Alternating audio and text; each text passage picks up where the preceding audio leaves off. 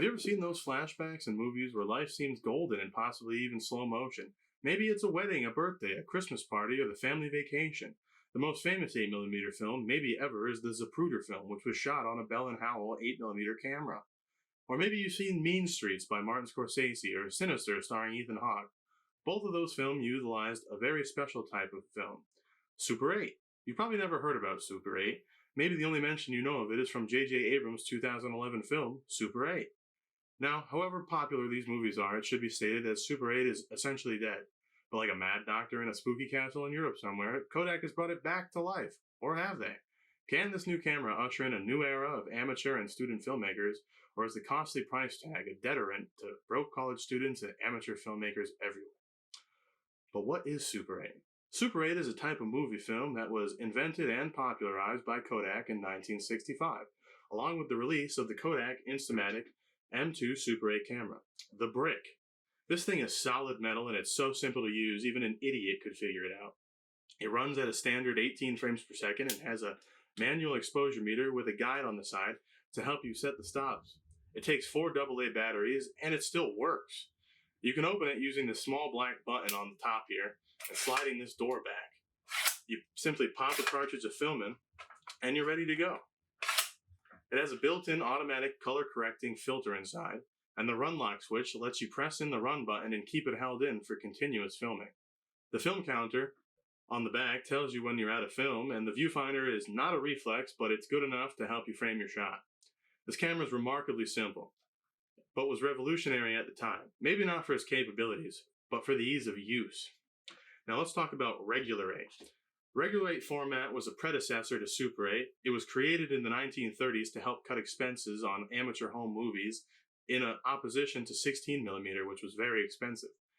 For the most part, Regular 8 comes on small movie reels just like this one, which would then be loaded into cameras just like this one in total darkness, or you'd risk overexposing and ruining your film. Super 8 was significantly easier to use, and to cite Danny Plotnick's Super 8 in Illustrated History, Super 8 was significantly less cumbersome. The film came in a 50-foot light-tight cartridge that simply popped into the camera's film chamber. Super 8 was designed to be loaded anywhere and any time, including broad daylight. The regular 8mm film has an image size of 14.33mm, whereas Super 8 has 21.89.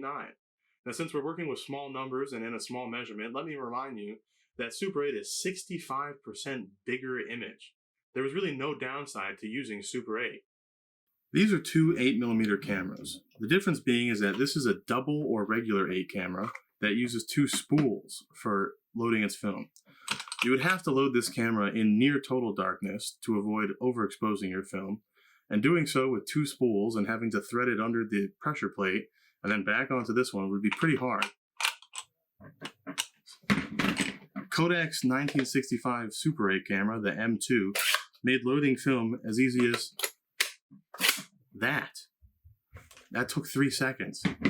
I don't have any film for this camera right now, and I don't think I ever will, but I did have film for a similar camera that involved spools a couple weeks ago, and I ruined the film by accidentally exposing it. But in the 70s and 80s, the dawn of the analog era brought Super 8 to its knees, from LegacyBox.com. In 1976, JVC launched the iconic Video Home System and the VidStar video cassette recorder in Japan. With these 2 small inventions, one small 1-inch thick tape could be inserted into a video player and watched via television or projector. The following year, the inventions came to North America at the Consumer Electronics Showcase in Chicago. VHS was on the rise, and although it was very expensive, it offered far more than Super 8 ever had. It could not only be watched on a projector, but on TV with AV cables.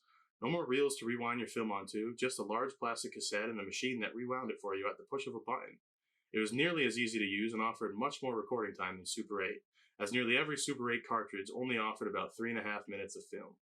So by the 90s, Super 8 was gone. And although many companies still produce Super 8 film stock, there hasn't been a mass-produced camera in decades, until late 2023 when Kodak finally announced they were releasing their new Super 8. From Twice.com, the Super 8 camera will launch first in the US, costing $5,495. When it was first announced in 2016, the project cost was between $400 to $750. Kodak's new Super 8 camera, which finally arrived after nearly a decade in development and multiple delays, boasts incredible features, such as a C-mount lens, a wide-in film gate, crystal sync sound recording, and a rechargeable battery with an interesting computer system. These features are incredibly rare in Super 8 format. But is all that worth $5,500? There's only a handful of Super 8 cameras that offer C-mount lenses, which means that you can use a different high-quality lens for the camera. Most Super 8 cameras have a fixed lens that is not removable, and even most of the high-end cameras, like a Canon 1014 XLS or Nikon R10, have fixed lenses. This new camera means that the user is not forced to use the stock lens, and in February's release of Super 8 Magazine number 10, this allows interchangeable lenses for the Bolu Super 8 cameras or the Fujica ZZ-1000 camera to be used. The stock lens that comes with this outfit isn't entirely there in terms of quality, and although it most certainly works as a lens, according to tests cited by the Super 8 magazine crew, it causes a barrel distortion and has a bluish tint. It may not seem like much, but in the day and age when almost every new camera can use interchangeable lenses, this is a necessity among young filmmakers.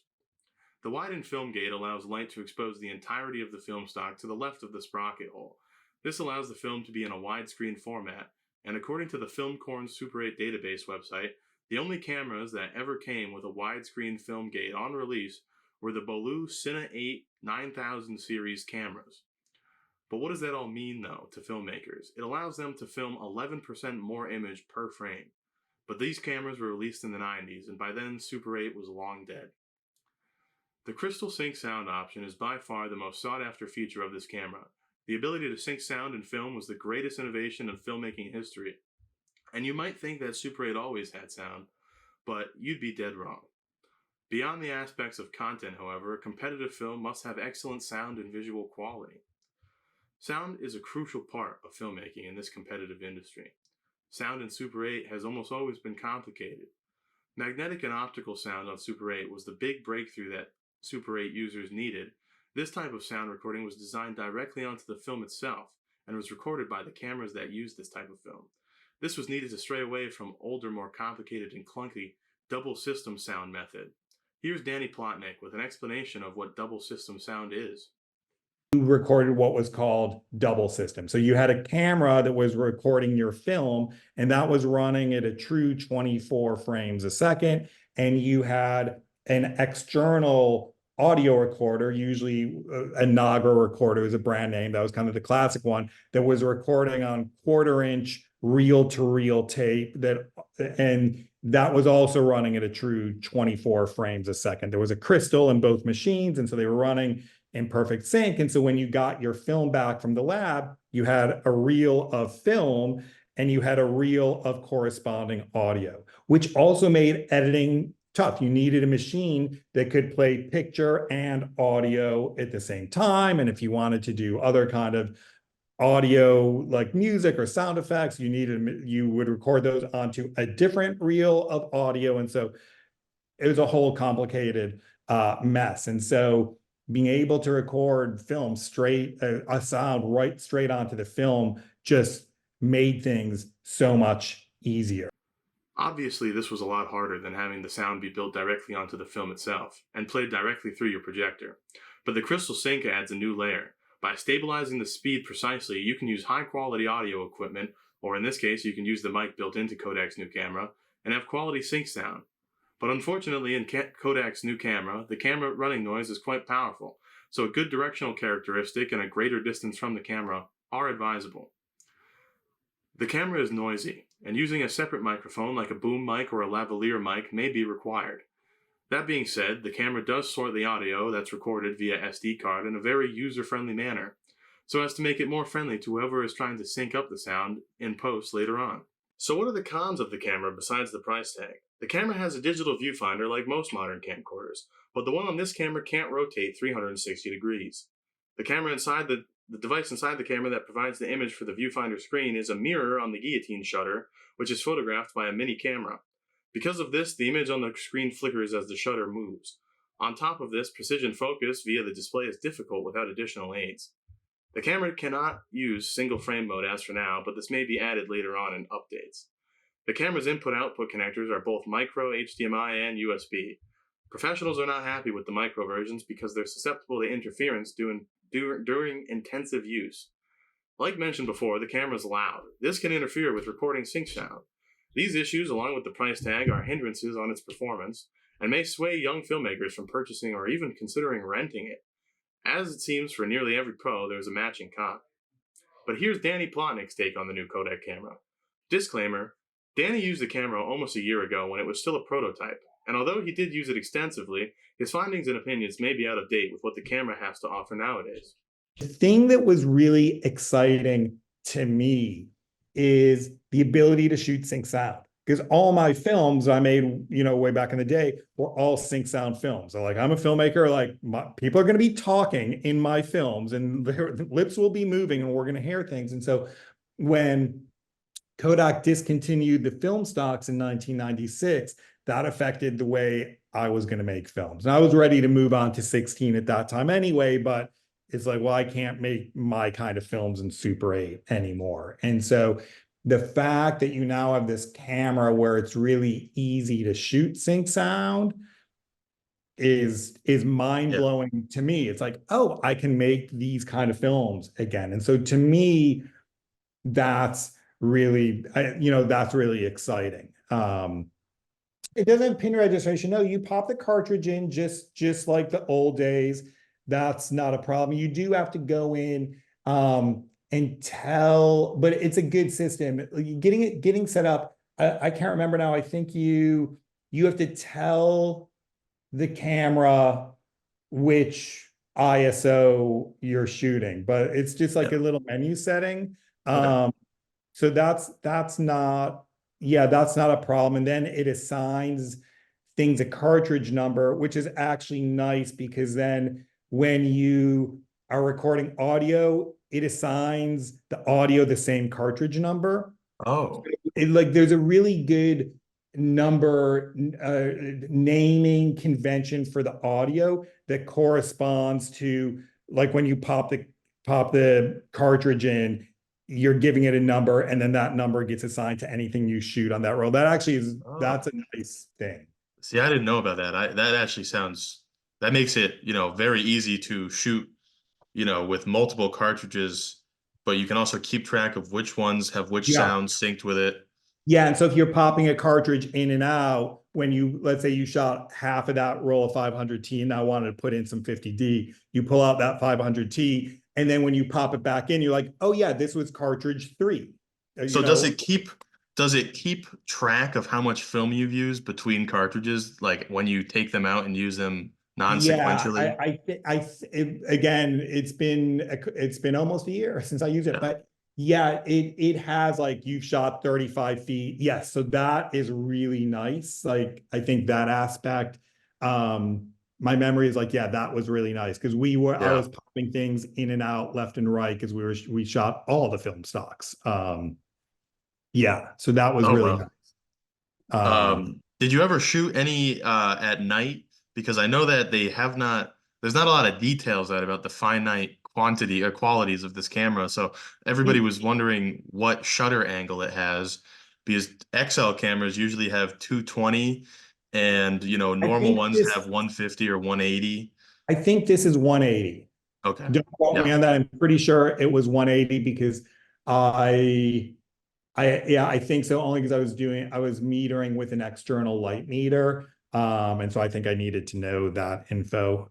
What I will say is when they sent me the camera to test, they recommended that I use an external light meter. And it's funny because there is a light meter on the camera similar to, I think similar to like a Canon 5D or a C100 where it's like a little slider with a little triangle in the middle, kind of if you're over or under. And again, don't call me on that. That's my now memory of it. But I didn't use it because they told me that at that stage it was better to use the external one. So that's sort of what I did. And I didn't really pay much attention to that so much. So yeah. Okay. And that's something they may fix that. Though they were also saying using the internal should be fine. But I think because I was just trying to do a lot of tests, I was like, well, I'm going to go in with the thing that they recommend. Right. So I'm not introducing some other kind of, weird variable, right? So if there's an issue with an image, I know I metered it properly and it wasn't like a little guesswork if that part of the camera wasn't as fine-tuned yet. Right. This is one of those moments where I'm going to say I haven't seen the finished version of the camera. I the iteration I used, and I talked to them, and I know they said that they worked on this. The version I used, I wasn't necessarily a big fan of, because it isn't what I used anyway, wasn't a traditional LCD viewfinder. It's a video tap. And so it's not as clean and not as easy to see and not as easy to focus on as an LCD. And Right. so my immediate thought was, this is going to confuse people who've grown up digitally, because it's not as sharp as what they're used to seeing. And I know my students who used it also had some issues with it. And that's where I would have liked an eyepiece. Like, I think an eyepiece, right? Eyepieces are challenging. If you wear glasses, like, oh my Yeah. God, like just even seeing through there is tough. But again, your Canon 814, it's pretty easy to focus with that split image thing, Yeah. or, Yeah. and so that was a little more challenging for me at times, but that was part of my notes. Thanks, Danny. Up next, we have an interview with Tyler Purcell, who used the release version of the camera this past year. Obviously the camera's too loud to record sync sound. It's not it's not what I would consider a sync sound ready camera, especially in a closed environment. Maybe it'll be okay if you're outside in the street or something like that and there's a lot of traffic noise or something, but like any that you're, going to record audio, you want something a little quieter, and the camera is loud. I would put it louder than the Bellus and the Elmos that I have. It's probably one of the louder Super 8 cameras that I've worked with. The thing about the sound which is interesting is that the sound starts and stops with the picture starting and stopping. So I guess in their thought process, creates a new number, right? So each individual start stops a new clip. So that makes sense. But you can't do slates then. So you're not, how do you, I guess they're saying that because the camera starts so fast, right? There's no frame, shall we say, or 2 frames of missing information. Like a 16 camera, when you start and stop it, there will be maybe a frame or 2 where it's not quite up to speed, Mhm. But camera, it's up to speed immediately. That's one of the things about Super 8 cameras that's different. But is it though? So, like, would it be something where you could actually start the audio clip at the first frame that you see the change where the picture changes, and then actually be at 24 for the entire time, crystal lock? I have a feeling it probably can do that, because I have noticed that on our Blues, which are crystal sync as well, that they can do that as well. And it's a very similar design philosophy. So I would assume, yes, I would assume that when you start it, it just immediately is crystal, where the Okay. gain control and the tap would be manually controlled. You go in the menu and can control it. Because that's, to me, not having a viewfinder that's reliable and you can tell focus is a kind of a deal killer, unfortunately. Yeah. Yeah. So the motor is loud, it seems. Do you think that is like more like is the motor loud, or is it more like the gearing in it, or in like the machinations of it? Yeah, I don't know. I don't know what the problem is, because the reality is that you would think they would have used a similar design to the Bellus, right? Because the way the Bellu works is that the pull down system and the mirror shutter are connected with these 2 rods, and the 2 rods kind of oscillate in like a cam design, where one rod is positioned on a cam in a different position than the other rod, and it's Right. very and it doesn't make a lot of noise, actually. Like, it doesn't actually make very much noise. It's a relatively quiet design. And so when I picked up the Super 8 camera, the Kodaks Super 8 camera, I pushed the button on it, and I was blown away by how much more noise it had with even out a cartridge at all in it. In fact, you don't even hear the film tick at all. What you're hearing is the motor and drive. And it feels like there's a heavy weight inside. It feels like there's mass. There's a lot of mass moving inside the camera, which is weird. What would they be moving? Like this, Yeah. Yeah.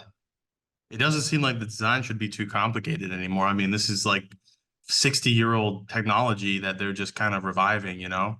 but they're not, It, because I know the guys over there and they wanted to do something different. They didn't right. want they didn't want to copy Blue, and Blue's out of business. No one cares. They could use the patents, no problem. Nobody cares. The patents aren't being re-upped, Right. So just basically taken apart a 4008 and been like, let's copy it and make it better, and just copy it and made it better. But like the 4008 is a direct drive camera. The 6008, all these cameras are direct drive. There's literally a little tiny motor with a gear on the end of it, and that gear runs directly to the pull down. Well, they're not, and it has no vibration. Like they don't have any vibration at all because there's no thing to vibrate. Everything is really loose. You can spin the movement with your finger. It's really loose. Oh, yeah. This camera seems like there's a lot more going on inside, and I don't know why. Why would you just not use the same design as everybody else? Most people can get away with using a cheap $20 Super 8 camera they found at a yard sale or eBay. Some opt for a mid-range camera from between $200 to $500, and some professionals or high-end hobbyists may even use a higher-end one, such as Pro 8mm Ronda Cam, or the Classic Professional, or even the Classic Pro Max. These cameras range from $799 to $3,995, but there's also plenty of decent 16mm cameras that cost nearly the same as Kodak's camera. And while they all don't have crystal sync or have a fancy LCD viewfinder, they can provide quality and stable images for amateur filmmakers alike.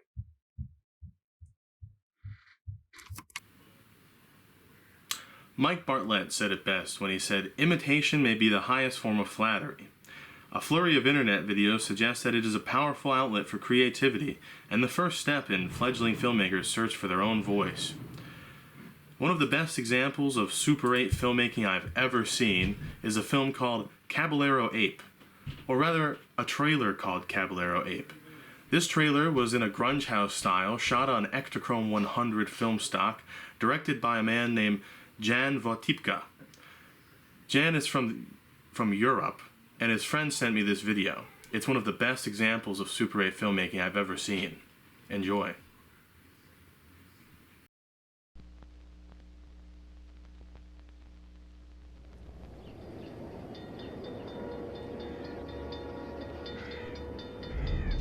Who the fuck are you?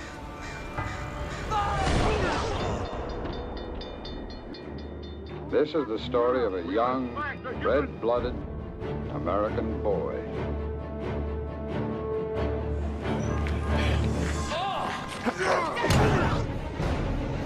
Unpredictable terror. To those of you who think they can take it, we say, welcome.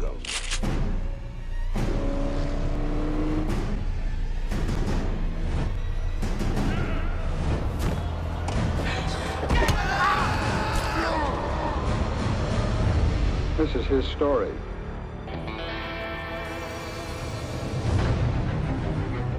A genius or insane? Who the hell is this? That guy is right out of a comic book. Subject them to animal misery and kill. We almost got the bad guy. We almost had that dude. Wow! A new motion picture. This is the film in a way you have never seen before. Anybody in there? Damn it!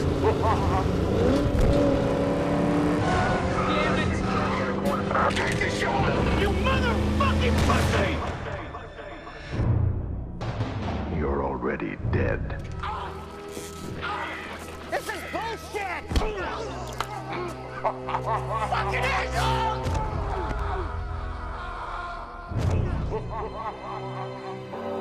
A true story. You little cocksucker! Action! Man or monster? Jesus got my bullets! Sane or insane? Fuck yeah! New kind of realism. Yeah!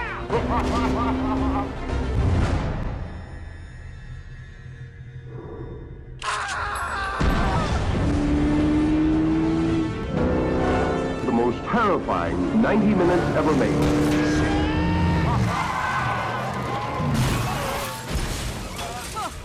That was some fucked up shit!